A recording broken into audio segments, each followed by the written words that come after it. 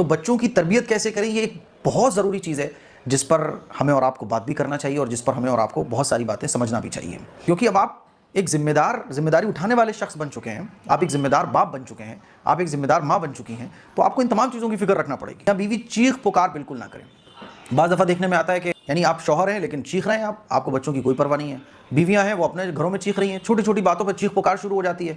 तो ये चीख पुकार ये बिल्कुल भी दुरुस्त नहीं है। देखो, तो मियाँ बीवी चीख पुकार बिल्कुल ना करें, ये बहुत ज़रूरी चीज़ है। आजकल घरों में देखने में आता है लोग चीख रहे होते हैं, खूब चीख चीख के लड़ाई झगड़े चल रहे होते हैं।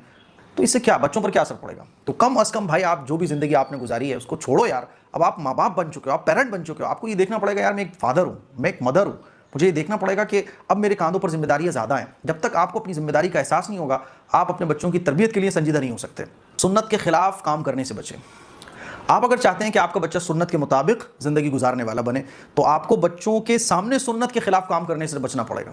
अब आप आए, खड़े होकर पानी पीना शुरू कर दिया, आप आए आपने खड़े होकर खाना शुरू कर दिया, आप आए बस यूं ही बगैर दस्तरखान के खाना खाना शुरू कर दिया, तो ये तमाम चीज़ें हैं जो आपके बच्चे पर असरअंदाज होंगी। क्योंकि देखो, बच्चा कहा जाता है कि बच्चा एक कोरे कागज़ की तरह होता है और उस पर जो लिख जाए तो वो फिर उसके दिल पर बाकी रहता है, उसके दिमाग में बाकी रहता है। और बच्चे जैसे जैसे बड़े होते हैं, तो 6 साल से पहले की जो उम्र होती है बच्चों की बड़े सीखने की होती है। इसमें बच्चा बोलना भी सीखता है, क्या सही है क्या गलत है वो अपने माँ बाप से ही सीखता है। बच्चे को आप कितना बताओ वो नहीं समझेगा, प्रैक्टिकली आप करोगे बच्चा फ़ौरन समझ जाएगा। तो बच्चे जो है ना सीखते हैं उनकी कैचिंग पावर से, इसलिए आपको इसका ख्याल रखना पड़ेगा। बच्चों के सामने किसी और बच्चों के नाम ना बिगाड़ें। होता है ना कि यार वो बच्चा बहुत काला है, अरे वो तो बहुत मोटा है, और ऐसे ही हमारे रिलेटिव में कोई बच्चा है तो हम कहते हैं अरे मोटू, ऐसे ये नाम बिगाड़ना बच्चों पे जो है ना इसके बड़े नेगेटिव असरात पड़ते हैं। बच्चे बाज़ दफ़ा मायूसी का शिकार भी हो जाते हैं।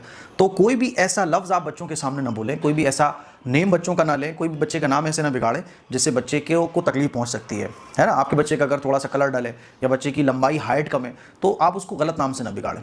इससे बच्चों के अंदर एक एहसास कमतरी पैदा होती है और अल्लाह के नबी ने भी इससे मना फरमाया। कुरान मजीद में तो इस बात का भी हुक्म है, वला तनाबज़ू बिल अलक़ाब, कि बच्चे तो बहुत दूर की बात है, किसी बड़े को भी गलत नाम से ना पुकारो। कोई अगर लंगड़ा है तो उसको लंगड़ा ना कहो।